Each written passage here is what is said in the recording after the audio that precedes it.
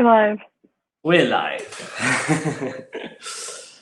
So, hello everyone, anyone out there who's listening today, watching today. So this is the first in 5 of Facebook Lives for Love Music for the project Premieres in Private Places. So this project was imagined by Love Music during the pandemic that we're still currently in, and Kelly, you can tell us a bit how it's been in the States a bit later, but it was at the height of it here in France, and obviously, as with many other ensembles and musicians, everything was getting cancelled, and we didn't know for how long, and we realised that one thing that we were really missing was obviously being able to play together, but also engaging in creative new projects with composers, as we usually do, as we had planned to do during that period, and it wasn't possible, and so we wanted to come up with something which enabled us to carry on working in this way, in a collaborative way.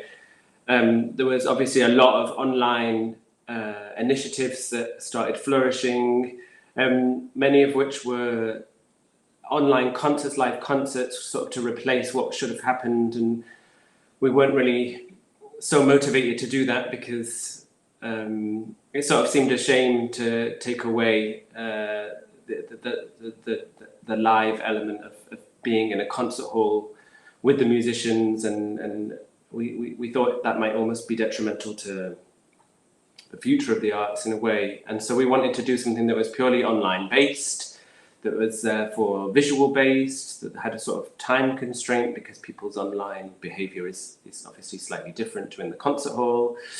And so we imagined this project Premieres in Private Places, which is 5 new audiovisual pieces, which have been created in very different ways with the 5 composers. And the first of which we're going to see a little bit later on at the end of this video. We're going to premiere KELLEY SHEEHAN's new piece Brainzaps for flexible ensemble, video and tape. Kelly is a composer, a musician, an improviser, working in the fields of acoustic, electroacoustic, and electronic music. Winner in 2019 of the Gaudiamus International Composer Award, and Kelly's music focuses on elements of noise, collaboration and interaction, and these are all things that appeal to us greatly, and so we got in contact with Kelly and discussed this project, and we are super happy that she agreed to take part and is in fact going to be therefore the first of our premieres in private places. So welcome, Kelly. Thank you for joining us today. Glad to be here, of course. Here being in my home office, of course. It looks like a very cool office. I'm loving the background with all the cables and machines that you've got going on there. Yeah, I have a little bit more time than I anticipated this summer, so I managed to finally clean things. It was a disaster zone literally 3 days ago. So, it's on full display because it finally looks nice. Yeah. Before I would sort of, sorry? You should be proud of it. It looks good. Yeah, before I would sort of angle into just this space because that was the only clean corner. But now, yeah, you can admire it for whatever it is. Yeah, good work. And where are you at the moment? You're in Boston, is that correct? Yeah, I'm in Boston now. Kind of stuck here until the foreseeable future. I can't really. Well, my plan was to go to Chicago this summer because that's where I'm from, and visit family and that sort of thing. But obviously, that feels like a irresponsible thing to do right now, is to travel, and so we're just trying to stay put for now. Yeah, so I'm in Boston. Yeah. Stay put and tidy your office. Yes, organizing it since I'm clearly going to be here. So maybe if you don't mind, you could maybe begin by sort of telling us a little bit about yourself for those who maybe aren't familiar with your work. So your sort of background, what you're up to at the moment. Because I think you're studying at Harvard currently, no, for a PhD. Yeah, that was sort of the reason for moving to Boston. Um, and so yeah, that's the main thing. Is I'm in Boston, first year of my PhD. Um, and I was sort of like closing out the year when the pandemic struck, like really hard here in the US. But I guess my music is this sort of very loud, likes to incorporate electronics. And that sort of comes from just my own interests, my own background in clearly you can see them, like electronic instruments. Usually when I improvise, I work with these sort of feedback loops. Um, and so, yeah, that sort of lends itself to like a form and like materials that sort of have this inner life. And what I do really try and do is sort of have a dialogue or collaborate as much as possible, which sort of is a challenge right now, obviously, because I can't, um, you know, even be in the same room with anyone. Um, so I know you and I tried to overcome this a little bit in sort of this like almost one way direction or maybe two-way direction was I asked you for a bunch of recordings, right? Like I was very open about it, I think. And you sent back these really cool recordings and I sort of used that in the piece. Um, and so, yeah, maybe that's a little bit of a snippet of one way that I'm working right now. But maybe it illustrates a way that I like to work in general is like working with people and having this dialogue. Yeah. Because you have some projects, obviously, you have a lot of activity as a composer, but also as a performer. I know you have some groups that you're currently with. Right. Yeah. Well, a lot of my groups were in Chicago, um, but I do have like a little sort of coming off the ground collective with a bunch of really cool composers. Our first show got canceled because of the pandemic, actually. Um, but hopefully we managed to replace it. But it was with some composers. It's like this collective of composers who we also enjoy improvising and performing. So it's me, Katie Young, Savan Cohen Elias, and Bethany Young. They're also friends of mine. So hopefully you'll see more from us in the future. Yeah. I hope so. And I hope that first show you'll manage to get not too far in the future reprogrammed. Me too. Yeah. And so as I was saying in the sort of introduction, this particular project came about during the pandemic, and obviously it's not necessarily the same for you guys at the moment here in France. We're sort of coming out the other side in a way. Everything's sort of starting to be reprogrammed in terms of culture, but also in general day-to-day life. Everything is sort of getting a little bit back to normal. How are things over there at the moment, where you are? It's really weird. I think it varies state by state right now. Massachusetts is supposedly on I think it's called the upward trend, which means there's less reported in COVID-19 patients. But then the rest of the country is just downhill. So for instance, I think California is shutting down again, for instance. They had opened up early, had a massive spike in cases, and now they have to shut back down. And it's just bananas. It's really weird. It's really weird to see people against wearing masks, like these protests where people just say it's infringing upon their rights. And it's bananas to me. I don't know why that is. And, you know, things are opening. I don't know so much about concert halls, but the government is sort of like having these phases where they're forcing things to open, and it's I think COVID is going to be with us for a long time in the U.S. And there are institutions like Harvard. I don't think we're going to have many, if any at all, concerts in the upcoming year. Like nothing on campus. We might do stuff online, but we won't be doing anything. I think I can announce it. I don't think it's a secret. But yeah, the administration is like taking steps to say that we can't do any in-house concerts, which is, you know, probably for the best, to keep everyone safe. But it's interesting. It's not getting better though, that's for sure. And how has the period generally been for you in terms of as a creative artist, as a composer? Have you felt having more time has given you more headspace to be creative, or I mean, everyone's had their own experience, I think, and you hear complete opposite ends of that spectrum. But I was just wondering how it's been for you. It's definitely given me like more everyday time.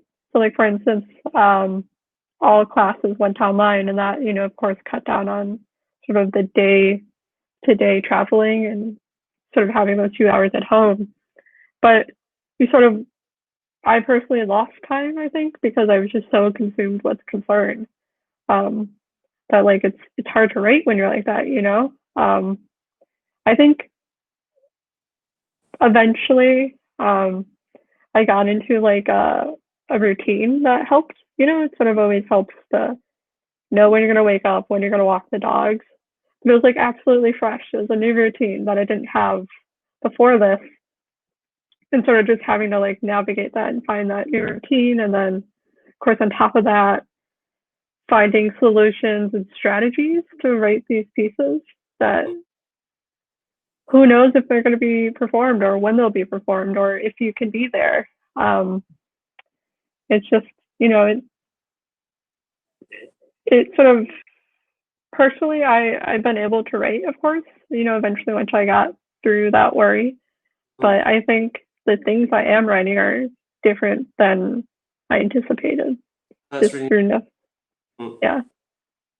And so how was it when you when we first started speaking, because obviously this is quite a specific project, and I mean really the pieces that we asked for are really based on the idea that it will exist online solely. In the end, I think maybe in fact your piece, it really could probably be performed live, but the basis of the project at the beginning was that it wouldn't be, and I was wondering how that as a concept to receive and to create for.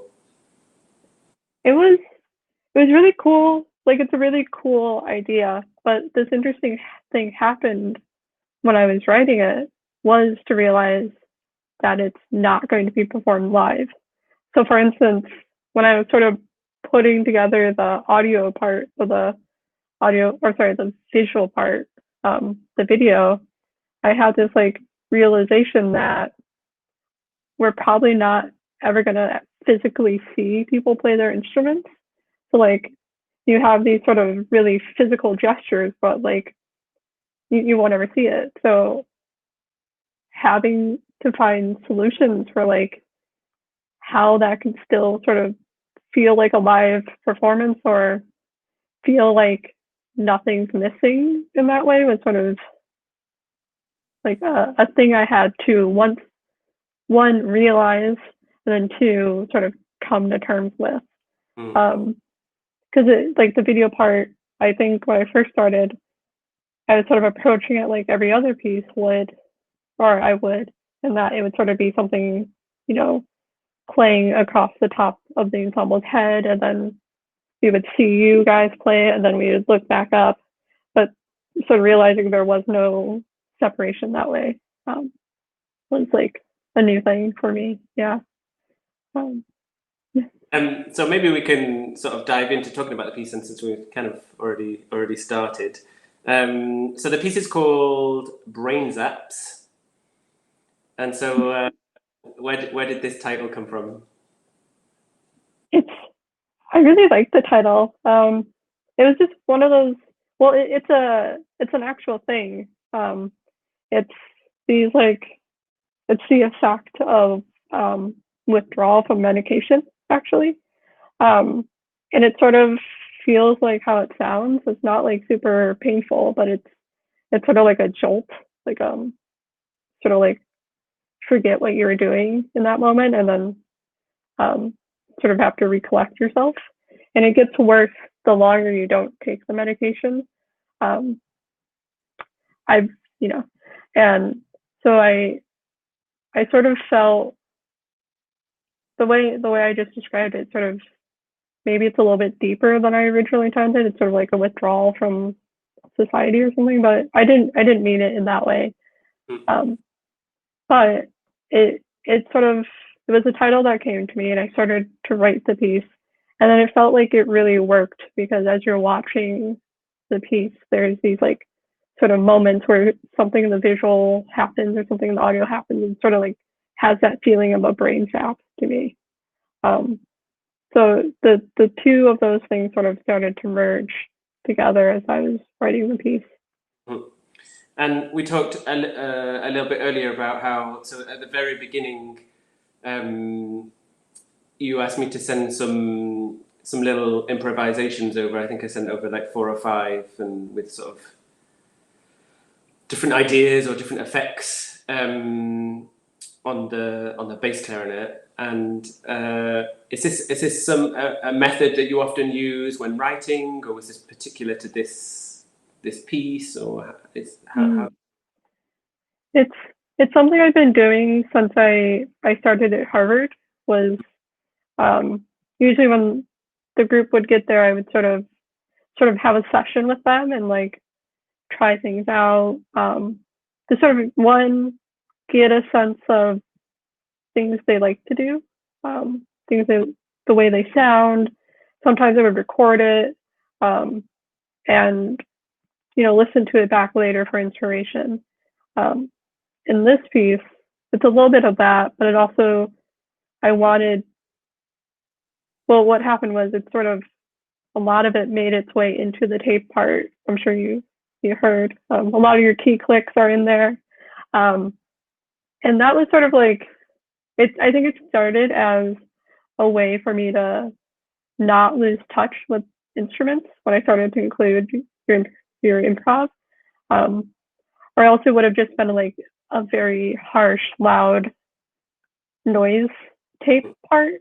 And this way, it sort of felt like there was like a human in it. Yeah, definitely integrate like a human element and an instrumental element. And you're talking about before about how usually you'd see the instruments and then you'd look on stage, then you'd look at the video, and obviously that element isn't there. So having those elements then in the soundtrack kind of, it makes it more personal to start with, because obviously it's direct recordings from us, but yeah, but also gives it that instrumental feel. It's really nice. Yeah, that's what I was hoping. That's what I was going for. Yeah, and then Yeah. so Can I can I ask you a question? Sorry. Yeah, of course. Yeah. I know it can, just the way you said it felt really personal, and I just wondered if you could talk more about that, like hearing yourself in the tape track.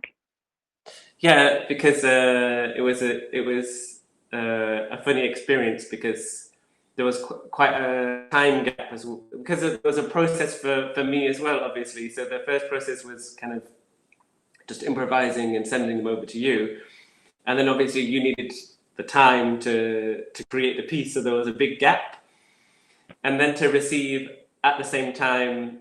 So we received the video and the audio track, as well as the score for the piece. So it was really fun to be looking at the score to see what I'll have to do over the top of this tape part. But the tape part, I was already in there, because this the things that I'd sent over. It was really good fun. Also, we were all super impressed because I hope you don't mind me saying that because you sent us over an actual application in order to be able to.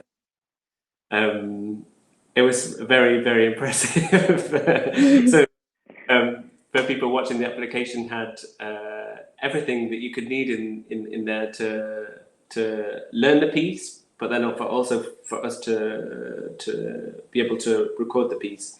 So the process that happened was that Kelly sent over in the end this application and the score, and then we all had a week or so to learn the music.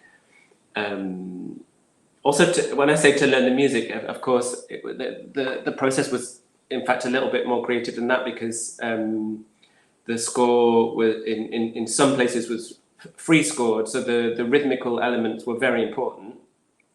But often the notes or the sound effects or the sounds produced generally, a lot of creativity was given over to the musicians. So obviously then we had to decide what effects we would like to use. There's often also bits in the score where are asked to imitate what's already there in the soundtrack. So for example, I ended up recording there's 3 voices to the piece. So we could pick which voice we wanted, and being greedy like I am, I ended up recording 2. So one on the bass clarinet and one on the B flat clarinet. And so in the score, sometimes it's written that you have to improvise for a certain amount of time based on what you hear in the track, in the tape. So that was really funny when I was recording it, because in the end, improvising on my own improvisation, which is quite meta. Yeah, so for us, it was perfect, and it was exactly how we had hoped the process would be, because it's allowing us, I hope, to produce really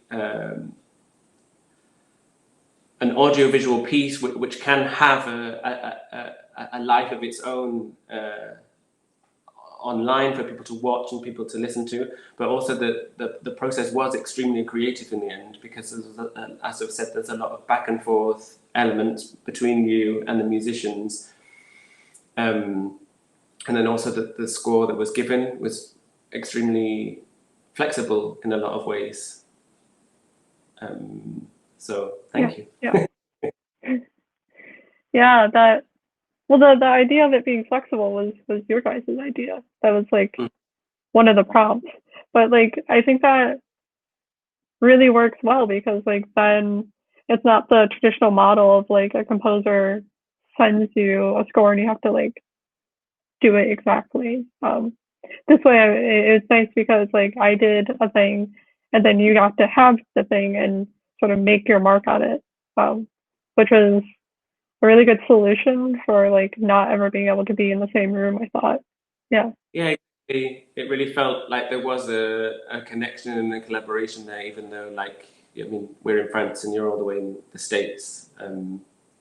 And also it even allowed us, because that was, I mean, it's not so much the case now. We have actually been able to already rehearse one time for a different project. But at the time, obviously, we couldn't see each other and we couldn't rehearse. And so that was a problem for us as well. And especially since kind of the musicians in Love Music are kind of all over the place. We're not even all in the same country. So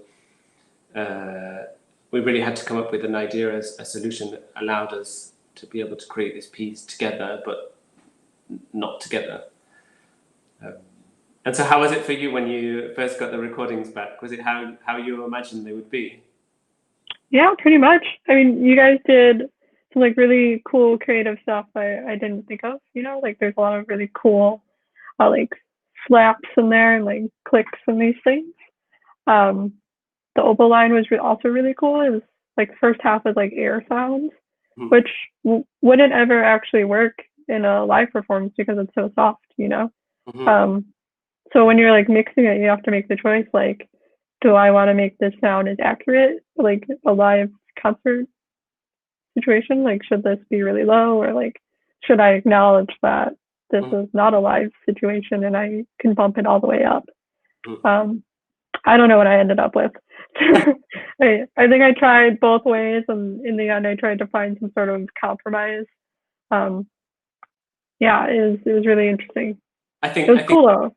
Yeah, but I think you really can hear all the elements, like all the everything that everybody did, even though the tape part is obviously very present and quite dense, but you can hear all the individual instrumental things that are in there as well.